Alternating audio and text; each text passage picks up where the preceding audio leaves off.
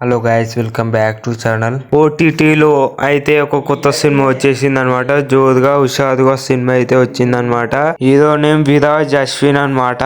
ఇతను ఇంతకు ముందు సినిమాలో అయితే బేబీ సినిమాలో అయితే యాక్టింగ్ చేయడం జరిగింది. అందరికి తెలిసే అనమాట. బేబీ సినిమాలో అయితే యాక్టింగ్ చేశాడు. సినిమా అయితే ఇప్పుడు ఓటీటీలో స్ట్రీమింగ్ అవుతుంది. ఎవరైతే థియేటర్లో మిస్ అవుతారో ఈ యొక్క మూవీ అయితే ఓటీటీలో చూడండి. వన్ టైం వాచబుల్ అని చెప్తా. మూవీ మాత్రం ఫ్యామిలీ ఎంటర్టైన్మెంట్ అని చెప్పుకోవచ్చు. కామెడీ రొటీన్ స్టోరీ అని చెప్పుకోవచ్చు. ఏం లేదు, ఒక హీరో ఉంటాడు. హీరో వాళ్ళ తండ్రి ఉంటాడు. తండ్రి అప్పు తీసుకుంటాడు, అంటే కొడుకు కోసం అప్పు తీసుకుంటాడు. ఎందుకంటే జాబు అమెరికా వెళ్తా అని చెప్పేసి డబ్బు తీసుకొని సొసైటీ అప్పు నుంచి తీసుకొని కొడుకు ఇస్తాడు. కొడుకు ఏమో పోయి కడతాడు. అక్కడ వాళ్ళు కంపెనీ వాళ్ళు ఏమో క్లోజ్ చేయడం జరుగుతుంది. మోసపోయాడు అనమాట. దాని తర్వాత ఇక మోసపోయిన తర్వాత చిన్న జాబ్ సెలెక్ట్ చేసుకొని చిన్న జాబ్లో జాబ్ చేస్తూ ఉంటాడు డైలీ.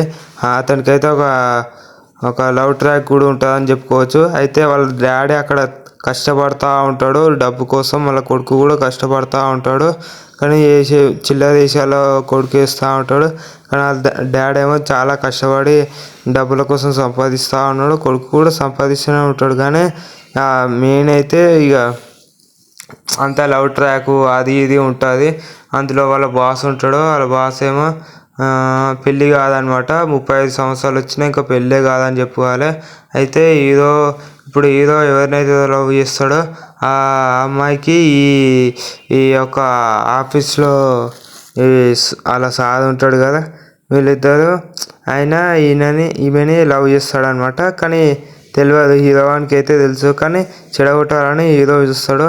దాని తర్వాత సుచి అనే ఒక అమ్మాయి ఉంటుంది.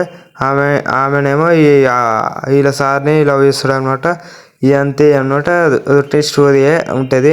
దాని తర్వాత లాస్ట్ క్లైమాక్స్లో వీళ్ళిద్దరు కలిసారా లేదా అనే ఒక క్లైమాక్స్ అయితే ఇచ్చిపెడతారు. కానీ వీళ్ళిద్దరు వాళ్ళిద్దరు కలిసిపోతారు.